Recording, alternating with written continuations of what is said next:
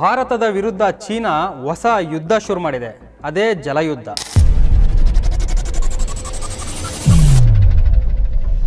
ಮಾನಸ ಸರೋವರದಿಂದ ಹರಿಯುವ ನದಿಗೆ ಅಡ್ಡಗಾಲು ಹಾಕ್ತಿದೆ ಡ್ರ್ಯಾಗನ್. ಭಾರತದಲ್ಲಿ ಇನ್ನು ಮುಂದೆ ಬತ್ತಿ ಹೋಗುತ್ತಾ ಬ್ರಹ್ಮಪುತ್ರ ನದಿ. ಒಂದೇ ಒಂದು ಭೂಕಂಪ ಸಂಭವಿಸಿದ್ರೆ ಸಾಕು, ಡ್ಯಾಮ್ ಒಡೆದು ಇಡೀ ಈಶಾನ್ಯ ಭಾರತವೇ ಮುಳುಗಡೆ ಆಗೋಗುತ್ತೆ. ಚೀನಾ ಮಾಡ್ತಿರುವಂತಹ ಈ ಭಯಾನಕ ವಾಟರ್ ವಾರ್ ಬಗ್ಗೆ ಹೇಳ್ತೀನಿ ಇವತ್ತಿನ ವಿಡಿಯೋದಲ್ಲಿ. ಸ್ನೇಹಿತರೆ, ಚೀನಾ ಭಾರತದ ವಿರುದ್ಧ ಮಾಡೋ ಖ್ಯಾತೆ ಒಂದೆರಡಲ್ಲ. ಭಾರತದ ಗಡಿಯನ್ನು ಆಕ್ರಮಿಸಿಕೊಳ್ಳುತ್ತೆ, ಇನ್ನೊಂದು ಕಡೆ ಭಾರತದ ಯೋಧರ ಮೇಲೆ ಅಟ್ಯಾಕ್ ಮಾಡ್ತಾ ಇರುತ್ತೆ, ನಕಲಿ ವಸ್ತುಗಳನ್ನು ಕೂಡ ಭಾರತಕ್ಕೆ ಕಳಿಸ್ತಾನೆ ಇರುತ್ತೆ. ಗಡಿಯಲ್ಲಿ ಚೀನಾದ್ದು ಯಾವಾಗಲೂ ತಲೆನೋವು. ಎಲ್ಲಿವರೆಗೂ ಚೀನಾ ಇರುತ್ತೋ ಅಲ್ಲಿವರೆಗೂ ಭಾರತಕ್ಕೆ ಈ ತಲೆನೋವು ತಪ್ಪೋದೇ ಇಲ್ಲ. ಈಗ ಚೀನಾ ಹೊಸ ಫಾರ್ಮ್ಯಾಟ್ನಲ್ಲಿ ಒಂದು ಯುದ್ಧ ಶುರು ಮಾಡ್ತಾ ಇದೆ, ಅದೇ ವಾಟರ್ ವಾರ್. ಆದರೆ ಚೀನಾ ಮಾಡ್ತಿರುವಂತಹ ಈ ಜಲಯುದ್ಧ ಮುಂದಿನ ದಿನಗಳಲ್ಲಿ ಭಾರತಕ್ಕೆ ದೊಡ್ಡ ಏಟಾಗುತ್ತೆ. ಚೀನಾ ಇಲ್ಲಿ ಮಾಡ್ತಾ ಇರುವಂಥದ್ದು ಈಗ ಬ್ರಹ್ಮಪುತ್ರ ನದಿಯನ್ನೇ ಕದಿಯೋ ಕೆಲಸ. ಭಾರತದಲ್ಲಿ ಈ ಬ್ರಹ್ಮಪುತ್ರ ನದಿಯನ್ನೇ ಬರಡು ಮಾಡುವಂಥ ಕೆಲಸವನ್ನು ಚೀನಾ ಮಾಡ್ತಾ ಇದೆ. ಅದು ಯಾವ ರೀತಿ ಅಂತ ನಾನು ನಿಮಗೆ ಇವತ್ತು ಎಕ್ಸ್ಪ್ಲೇನ್ ಮಾಡ್ತಾ ಹೋಗ್ತೀನಿ. ಭಾರತದಲ್ಲಿ ಸಾವಿರಾರು ನದಿಗಳು ಹರಿತವೆ, ಆದರೆ ಅದರಲ್ಲಿ ಮುಖ್ಯವಾಗಿ ಬರೋದು ಗಂಗಾ, ಯಮುನಾ, ಗೋದಾವರಿ, ನರ್ಮದಾ, ಸಿಂಧು, ಕಾವೇರಿ ನದಿಗಳು. ಹಾಗೆ ಇನ್ನೊಂದು ಮುಖ್ಯವಾದ ನದಿ ಅಂದರೆ ಅದು ಬ್ರಹ್ಮಪುತ್ರ. ಭಾರತದಲ್ಲಿ ಗಂಗಾ ನದಿ 2525 ಕಿಲೋಮೀಟರ್ನಷ್ಟು ದೂರ ಹರಿಯುತ್ತೆ.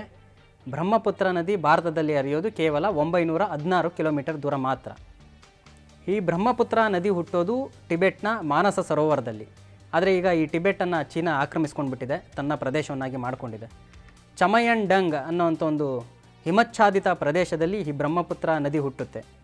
ಚೀನಾದಲ್ಲಿ ಈ ನದಿಯನ್ನು ಅಂದರೆ ಬ್ರಹ್ಮಪುತ್ರ ನದಿಯನ್ನು ಯಾರ್ಲುಂಗ್ ಜಂಗ್ಬೋ ಅಂತ ಕರೀತಾರೆ. ಭಾರತದಲ್ಲಿ ಇದು ಬ್ರಹ್ಮಪುತ್ರ ನದಿ ಆದರೆ ಚೀನಾದಲ್ಲಿ ಯಾರ್ಲುಂಗ್ ಜಂಗ್ಬೋ. ಈ ನದಿ ಟಿಬೆಟ್ನಲ್ಲಿ ಹುಟ್ಟಿ ಭಾರತದ ಮೂಲಕ ಹರಿದು ಬಾಂಗ್ಲಾದೇಶದ ಮೂಲಕ ಬಂಗಾಳ ಕೊಲ್ಲಿಯನ್ನು ಸೇರುತ್ತೆ. ಭಾರತದಲ್ಲಿ ಈ ಬ್ರಹ್ಮಪುತ್ರ ನದಿ ಏನಿದೆ ಇದು ಅರುಣಾಚಲ ಪ್ರದೇಶದಲ್ಲಿ ಹರಿದು ಮತ್ತು ಅಸ್ಸಾಂನಲ್ಲೂ ಕೂಡ ಹರಿಯುತ್ತೆ. ಪ್ರವಾಹ ಬಂತು ಅಂದರೆ ಸಾಕು, ಇಡೀ ಅಸ್ಸಾಂ ಇಲ್ಲಿ ಈ ಒಂದು ನದಿಯಲ್ಲಿ ಮುಳುಗೋಗಿರುತ್ತೆ. ಅಷ್ಟರ ಮಟ್ಟಿಗೆ ನೀರಿನ ಪ್ರವಾಹ ಇರುತ್ತೆ, ಅಷ್ಟರ ಮಟ್ಟಿಗೆ ಹರಿವಿನ ತೀವ್ರತೆ ಕೂಡ ಇರುತ್ತೆ. ಅದಕ್ಕೆ ಬ್ರಹ್ಮಪುತ್ರ ನದಿಯನ್ನು ನಾವಿಲ್ಲಿ ಅಸ್ಸಾಂನ ಕಣ್ಣೀರಿನ ನದಿ ಅಂತ ಕೂಡ ಕರಿತೀವಿ. ಈ ಇಡೀ ಬ್ರಹ್ಮಪುತ್ರ ನದಿ ಏನಿದೆ ಇದು ಒಟ್ಟಾರೆ ಉದ್ದ ಬರೋದು 2900 ಕಿಲೋಮೀಟ್ರು. ಆದರೆ ಭಾರತದ ಭೂಪ್ರದೇಶದಲ್ಲಿ ಇದು ಹರಿಯೋದು ಕೇವಲ 916 ಕಿಲೋಮೀಟರ್. ಈ ಬ್ರಹ್ಮಪುತ್ರ ನದಿ ಬಾಂಗ್ಲಾದೇಶದಲ್ಲಿ ಗಂಗಾ ನದಿಯನ್ನು ಸೇರುತ್ತೆ, ಮುಂದೆ ಹೋಗಿ ಬಂಗಾಳ ಕೊಲ್ಲಿ ಸೇರುತ್ತೆ. ಇದು ಬ್ರಹ್ಮಪುತ್ರ ನದಿಯ ಉಗಮ, ಹಾಗೆ ಅದರ ಹರಿವಿನ ವಿಚಾರ. ಈಗ ಇದೇ ನದಿ ಮೇಲೆ ಹಕ್ಕು ಸಾಧಿಸೋಕೆ ಹೋಗಿದೆ ಈ ಒಂದು ಚೀನಾ ದೇಶ. ಭಾರತದಲ್ಲಿ ಈ ನದಿ ಹರಿಯೋಕ್ಕೆ ಬಿಡದಂತೆ ಮಾಡ್ತಾ ಇದೆ ಇಲ್ಲಿ ಚೀನಾ ದೇಶ. ಯಾಕಂದರೆ ಇದೇ ಬ್ರಹ್ಮಪುತ್ರ ನದಿಗೆ ಅಡ್ಡಲಾಗಿ ವಿಶ್ವದಲ್ಲೇ ಅತಿ ದೊಡ್ಡದಾದ ಒಂದು ಡ್ಯಾಮ್ ನಿರ್ಮಾಣಕ್ಕೆ ಇಲ್ಲಿ ಚೀನಾ ಮುಂದಾಗಿದೆ. ಹಿಮಾಲಯದ ತಪ್ಪಲಿನಲ್ಲಿ ಅಂದರೆ ಚಮಯನ್ ಡಂಗ್ ಪ್ರದೇಶದಲ್ಲಿ ಹುಟ್ಟುತ್ತಲ್ಲ ಈ ಬ್ರಹ್ಮಪುತ್ರ ನದಿ, ಇದಕ್ಕೆ ಅಡ್ಡಲಾಗಿ ಚೀನಾ ಡ್ಯಾಮ್ ಕಟ್ತಾ ಇದೆ. ಜಲವಿದ್ಯುತ್ ಉದ್ದೇಶಕ್ಕೆ ಡ್ಯಾಮ್ ಕಟ್ಟುವುದಾಗಿ ಇಲ್ಲಿ ಚೀನಾ ಹೇಳ್ತಾ ಇದೆ. ಅರುಣಾಚಲ ಪ್ರದೇಶದ ಗಡಿ ಭಾಗದಲ್ಲಿ ಈ ಡ್ಯಾಮನ್ನು ಕಟ್ತಾ ಇದೆ. ಇದಕ್ಕಾಗಿ ಅವರು ಬರೋಬ್ಬರಿ $137 ಬಿಲಿಯನ್ ಹಣವನ್ನು ಅವರು ಖರ್ಚು ಮಾಡ್ತಾ ಇದ್ದಾರೆ. ಟಿಬೆಟ್ನಲ್ಲಿ ಹುಟ್ಟುವಂತಹ ಈ ಬ್ರಹ್ಮಪುತ್ರ ನದಿ ಹಿಮಾಲಯ ಪರ್ವತದ ಕೆಳಗಡೆನೇ ಹರಿತಾ ಹೋಗುತ್ತೆ ಪೂರ್ವ ಭಾಗಕ್ಕೆ. ಅರುಣಾಚಲ ಪ್ರದೇಶ ಭಾಗದಲ್ಲಿ ಏನು ಮಾಡುತ್ತೆ, ಅಲ್ಲೊಂದು ಯೂಟರ್ನ್ ತಗೊಂಡು ಮತ್ತೆ ಅಸ್ಸಾಂನತ್ತ ಇದು ಪಶ್ಚಿಮಕ್ಕೆ ಹರಿತಾ ಇರುತ್ತೆ. ಈ ಯೂಟರ್ನ್ ತಗೊಳ್ಳೋ ಜಾಗ ಇದೆಯಲ್ಲ, ಅಲ್ಲಿ ಅರುಣಾಚಲ ಪ್ರದೇಶ ಹಾಗೆ ಚೀನಾ ಗಡಿ ಇದೆ, ಆ ಭಾಗದಲ್ಲಿ ಯೂಟರ್ನ್ ತಗೊಳುತ್ತೆ. ಆ ಯೂಟರ್ನ್ ತಗೊಳ್ಳೋ ಜಾಗದಲ್ಲಿ ಈ ಒಂದು ಡ್ಯಾಮನ್ನು ನಿರ್ಮಾಣ ಮಾಡಬೇಕು ಅನ್ನೋದು ಚೀನಾ ಪ್ಲಾನ್. ಭಾರತಕ್ಕೆ ಬ್ರಹ್ಮಪುತ್ರ ನದಿ ಬರೋಕ್ಕೂ ಮೊದಲು ಚೀನಾ ಏನು ನಿರ್ಮಾಣ ಮಾಡುತ್ತಲ್ಲ ಆ ಡ್ಯಾಮನ್ನು ತುಂಬಿಸುತ್ತೆ. ಈ ಡ್ಯಾಮ್ ತುಂಬಿದ ಮೇಲೆ ಮಿಕ್ಕ ನೀರಷ್ಟೇ ಇಲ್ಲಿ ಭಾರತಕ್ಕೆ ಬರೋದು. ಚೀನಾದಲ್ಲಿ 3 ಗೋಜರ್ಸ್ ಅಂತ ಒಂದು ಡ್ಯಾಮ್ ಈಗಾಗಲೇ ಇದೆ. ಇದು ಚೀನಾದಲ್ಲಿ ಇಷ್ಟು ದಿನ ಒಂದು ಜಲವಿದ್ಯುತ್ ಉತ್ಪಾದಿಸುವಂಥ ಅತಿ ದೊಡ್ಡ ಡ್ಯಾಮ್ ಆಗಿತ್ತು. 3 ಗೋಜರ್ಸ್ ಡ್ಯಾಮ್ನಲ್ಲೇ ಚೀನಾಕ್ಕೆ ಬೇಕಾದಂಥ ಅತಿ ಹೆಚ್ಚು ಜಲವಿದ್ಯುತ್ ಇಲ್ಲಿ ಉತ್ಪಾದನೆ ಆಗ್ತಿತ್ತು. ಈಗ ಅದನ್ನೂ ಮೀರಿಸುವಂತೆ ಈ ಬ್ರಹ್ಮಪುತ್ರ ನದಿಗೆ ಒಂದು ಡ್ಯಾಮ್ ಕಟ್ಟಿ ದೊಡ್ಡ ಮಟ್ಟದಲ್ಲಿ ಒಂದು ವಿದ್ಯುತ್ ಉತ್ಪಾದನೆ ಮಾಡಬೇಕು ಅನ್ನೋದು ಚೀನಾ ಪ್ಲಾನ್. ಈಗ ಕಟ್ಟುತ್ತಿರುವ ಡ್ಯಾಮ್ ಏನಿದೆ ಇದು 3 ಗೋಜರ್ಸ್ಗಿಂತ 3 ಪಟ್ಟು ಹೆಚ್ಚು ಜಲವಿದ್ಯುತ್ತನ್ನು ಉತ್ಪಾದಿಸುತ್ತಂತೆ. ಅಂದರೆ ವಾರ್ಷಿಕವಾಗಿ ಸುಮಾರು 300 ಬಿಲಿಯನ್ ಕಿಲೋವ್ಯಾಟ್ ಅವರ್ಸ್ನಷ್ಟು ವಿದ್ಯುತ್ತನ್ನು ಈ ಒಂದು ಡ್ಯಾಮ್ನಲ್ಲೇ ಚೀನಾ ಉತ್ಪಾದಿಸಬೇಕು ಅನ್ನೋ ಪ್ಲಾನ್ ಇಟ್ಕೊಂಡಿದೆ. ಈ ಬೃಹತ್ ಡ್ಯಾಮ್ ಕಟ್ಟೋಕ್ಕೆ ಚೀನಾ ಇಲ್ಲಿ ಖರ್ಚು ಮಾಡ್ತಾ ಇರೋದು $137 ಬಿಲಿಯನ್ ಅಮೇರಿಕನ್ ಡಾಲರ್ನಷ್ಟು. ಇದು ವಿಶ್ವದಲ್ಲೇ ಅತ್ಯಂತ ದುಬಾರಿ ಯೋಜನೆಯಾಗಿದೆ. ಈವರೆಗೂ ಕೂಡ ಯಾವುದೇ ಪ್ರಾಜೆಕ್ಟ್ಗಳು ಇಷ್ಟೊಂದು ದೊಡ್ಡ ಅಮೌಂಟನ್ನು ಇನ್ವೆಸ್ಟ್ ಮಾಡಿಲ್ಲ. 3 ಗೋರ್ಜಸ್ ಡ್ಯಾಮ್ಗೆ ಚೀನಾ ಖರ್ಚು ಮಾಡಿದ್ದು ಕೇವಲ $35 ಬಿಲಿಯನ್ ಅಮೆರಿಕನ್ ಡಾಲರ್ ಅಷ್ಟೇ. ಈಗ ಖರ್ಚು ಮಾಡ್ತಾ ಇರೋದು $137 ಬಿಲಿಯನ್ ಅಮೆರಿಕನ್ ಡಾಲರ್. ಭೂಗ್ರಹದ ಮೇಲೇ ಇದೊಂದು ದೊಡ್ಡ ಡ್ಯಾಮ್ ಪ್ರಾಜೆಕ್ಟ್ ಅಂತ ಅನ್ಬೋದು. ಆ ಬ್ರಹ್ಮಪುತ್ರ ನದಿಗೆ ಒಂದು ಬೃಹತ್ ಅಣೆಕಟ್ಟು ನಿರ್ಮಿಸೋದಾಗಿ ಚೀನಾ ಏನೋ ಘೋಷಣೆ ಮಾಡಿದೆ. ಆದರೆ ಈ ಡ್ಯಾಮ್ ನಿರ್ಮಾಣಕ್ಕೆ ಕೆಲವೊಂದಿಷ್ಟು ಟೆಕ್ನಿಕಲ್ ಪ್ರಾಬ್ಲಮ್ಸ್ ಇದ್ದಾವೆ, ಹಾಗೆ ಎಂಜಿನಿಯರಿಂಗ್ ಪ್ರಾಬ್ಲಮ್ಸ್ ಕೂಡ ಇದ್ದಾವೆ. ಅದೇನೆಂದರೆ ಅರುಣಾಚಲ ಪ್ರದೇಶದ ಗಡಿಯಿಂದ ಸುಮಾರೊಂದು 50 ಕಿಲೋಮೀಟರ್ನಷ್ಟು ಅಂತರದಲ್ಲಿ ಬ್ರಹ್ಮಪುತ್ರ ನದಿ ಹರಿಯುತ್ತೆ. ಅಂದರೆ ಚೀನಾದಲ್ಲಿ ಯಾರ್ಲುಂಗ್ ಜಾಂಗ್ಬೋ. ಈ ನದಿ ಒಂದು ಕಡೆ ಸುಮಾರು 2000 ಮೀಟರ್ ಹೈಟಿಂದ ಕೆಳಕ್ಕೆ ಬೀಳುತ್ತೆ. ಈ ಭಾಗದಲ್ಲೇ ಅವರು ಜಲವಿದ್ಯುತ್ ಉತ್ಪಾದನೆಗೆ ಒಂದು ಒಳ್ಳೆಯ ಜಾಗ ಅಂತ ಅವರೇನೋ ಗುರುತು ಮಾಡ್ಕೊಂಡಿದ್ದಾರೆ. ಆದರೆ ಅಲ್ಲೊಂದು ಪ್ರಾಬ್ಲಮ್ ಇದೆ. ಏನಂದರೆ ಈ ನೀರು ಹರಿಯುತ್ತಲ್ಲ, ಅದರ ಅರ್ಧದಷ್ಟು ನೀರನ್ನು ಸೆಕೆಂಡ್ಗೆ ಸುಮಾರು 2000 ಕ್ಯೂಬಿಕ್ ಮೀಟರ್ಗಳಲ್ಲಿ ಹರಿಸಬೇಕಂತೆ. ಹೀಗೆ ಮಾಡಬೇಕು ಅಂತಂದರೆ ನಮ್ಚಾ ಬರ್ವಾ ಅನ್ನೋಂಥ ಒಂದು ಪ್ರದೇಶ ಬರುತ್ತೆ. ಆ ಪರ್ವತಗಳ ಕೆಳಗೆ ಸುಮಾರು 20 ಕಿಲೋಮೀಟರ್ನಷ್ಟು ಉದ್ದದ ಒಂದು ಸುರಂಗ ಕೊರಿಬೇಕಾಗುತ್ತಂತೆ.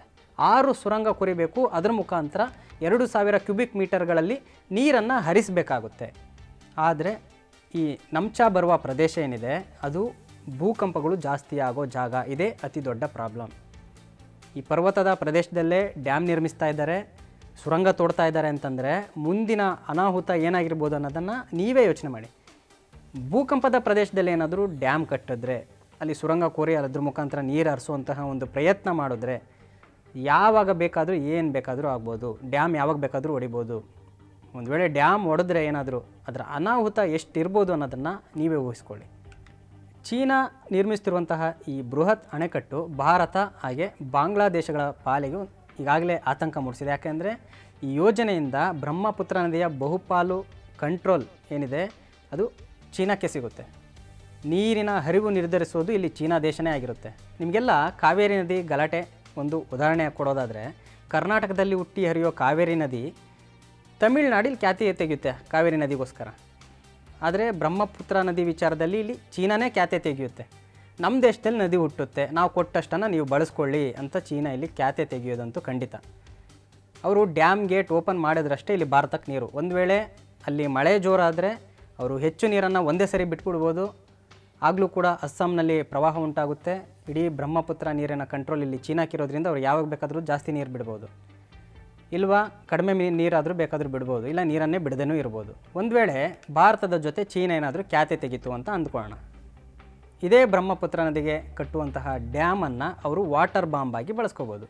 ಹೆಂಗೆ ಅಂದರೆ ಅವ್ರಿಗೆ ಬೇಕು ಅನಿಸಿದಾಗ ನೀರಿನ ಕೊರತೆಯನ್ನು ಸೃಷ್ಟಿ ಮಾಡ್ತಾರೆ. ಅಂದರೆ ನೀರನ್ನೇ ಬಿಡಲ್ಲ ಅವರು. ಹೀಗಾಗಿ ಇಲ್ಲಿ ಬೆಳೆ ಹಾಳಾಗುತ್ತೆ, ರೈತರು ಸಾಯುವಂಥ ಪರಿಸ್ಥಿತಿ ಬರುತ್ತೆ. ಒಂದು ವೇಳೆ ಜಾಸ್ತಿ ನೀರು ಬಿಟ್ಟರೋ ಆಗ ಪ್ರವಾಹ ಬರುತ್ತೆ, ಮತ್ತೆ ಬೆಳೆ ಹಾಳಾಗುತ್ತೆ. ಅರುಣಾಚಲ ಪ್ರದೇಶ ಹಾಗೆ ಅಸ್ಸಾಂ ಈ ಒಂದು 2 ರಾಜ್ಯದ ರೈತರ ಜನರ ಭವಿಷ್ಯ ಕೂಡ ಈಗ ಚೀನಾ ಕೈಗೆ ಹೋಗ್ತಾ ಇದೆ. ಇಷ್ಟೇ ಅಲ್ಲ, ಅರುಣಾಚಲ ಪ್ರದೇಶದಲ್ಲಿ ಭಾರತ ಕೂಡ ಈಗಾಗಲೇ 12 ಹೈಡ್ರೋಜನ್ ಎನರ್ಜಿ ಪ್ಲಾಂಟ್ಗಳನ್ನು ನಿರ್ಮಿಸೋಕ್ಕೆ ಈಗಾಗಲೇ ಪ್ಲಾನ್ ಮಾಡಿತ್ತು. ಈಗ ಚೀನಾ ಬಳಿ ನೀರು ಬಿಡೋ ನಲ್ಲಿ ಇದೆ. ಅವರು ನೀರು ಕೊಟ್ಟರಷ್ಟೇ ಈಶಾನ್ಯ ಭಾರತದ ಜಲವಿದ್ಯುತ್ಗೂ ಅನುಕೂಲ ಆಗುತ್ತೆ, ಇಲ್ಲಾಂದರೆ ಇಲ್ಲ. ಇನ್ನು ಚೀನಾ ಈ ಯೋಜನೆಯನ್ನು ಅನೌನ್ಸ್ ಮಾಡಿದ್ದು 4 ವರ್ಷಗಳ ಹಿಂದೆ 2020ರಲ್ಲಿ. ಆದರೆ ಇನ್ನೂ ಕೂಡ ಈ ಪ್ರಾಜೆಕ್ಟು ಶುರು ಆಗಿರಲಿಲ್ಲ. ಆದರೆ ಕಳೆದ ವಾರ ಅಷ್ಟೇ ಏನು ಮಾಡಿದ್ದಾರೆ, ಈ ಒಂದು ಡ್ಯಾಮ್ ಕಟ್ತೀವಿ ಅಂತ ಚೀನಾ ಸರ್ಕಾರ ಈಗಾಗಲೇ ಗ್ರೀನ್ ಸಿಗ್ನಲ್ ಕೊಟ್ಟಿದೆ. ಈಗ ಇದಕ್ಕೆ ಭಾರತ ಮತ್ತು ಬಾಂಗ್ಲಾದೇಶ ಇಲ್ಲಿ ವಿರೋಧ ಮಾಡ್ತಾ ಇದೆ. ಕೆಲ ದಿನಗಳ ಹಿಂದೆ ರಾಷ್ಟ್ರೀಯ ಭದ್ರತಾ ಸಲಹೆಗಾರರಾಗಿರುವಂತಹ ಅಜಿತ್ ದೋವಲ್ ಅವರು ಚೀನಾಕ್ಕೆ ಹೋಗಿದ್ದರು. ಆ ಟೈಮಲ್ಲೂ ಕೂಡ ಅಲ್ಲಿನ ವಿದೇಶಾಂಗ ಸಚಿವ ವಾಂಗ್ ಯಿ ಜೊತೆ ಮಾತಾಡಿದರು. ಈ ಬ್ರಹ್ಮಪುತ್ರ ನದಿ ನೀರಿನ ಹಂಚಿಕೆ ಬಗ್ಗೆ, ಭಾರತ ಹಾಗೆ ಚೀನಾ ಎಷ್ಟು ನೀರನ್ನು ಹಂಚ್ಕೋಬೇಕು ಅನ್ನೋ ಬಗ್ಗೆ ಅವ್ರ ಜೊತೆ ಮಾತಾಡಿದರು. ಅವ್ರು ಮಾತಾಡಿ ಬಂದ ಮೇಲೇ ಮತ್ತೆ ಆ ಒಂದು ಬ್ರಹ್ಮಪುತ್ರ ಡ್ಯಾಮ್ ಪ್ರಾಜೆಕ್ಟ್ಗೆ ಚೀನಾ ಕೈ ಹಾಕಿದೆ. ಮತ್ತೆ ಖ್ಯಾತೆ ತೆಗೆದು ಇಲ್ಲಿ ನದಿಗೆ ಅಡ್ಗಾಲು ಹಾಕ್ತಾ ಇದೆ. ಚೀನಾ ಮಾಡ್ತಿರುವಂತಹ ಈ ಜಲಯುದ್ಧದ ಬಗ್ಗೆ, ಬ್ರಹ್ಮಪುತ್ರ ನದಿಗೆ ಚೀನಾ ಅಡ್ಗಾಲೇನಾಗ್ತಿದೆ ಅದರ ಬಗ್ಗೆ ನೀವೇನಂತೀರಿ? ನಿಮ್ಮ ಅಭಿಪ್ರಾಯ ತಿಳಿಸಿ, ಕಮೆಂಟ್ ಮಾಡಿ. ಹಾಗೆ ನೋಡ್ತಾ ಇರಿ ಲಯನ್ ಟಿವಿ.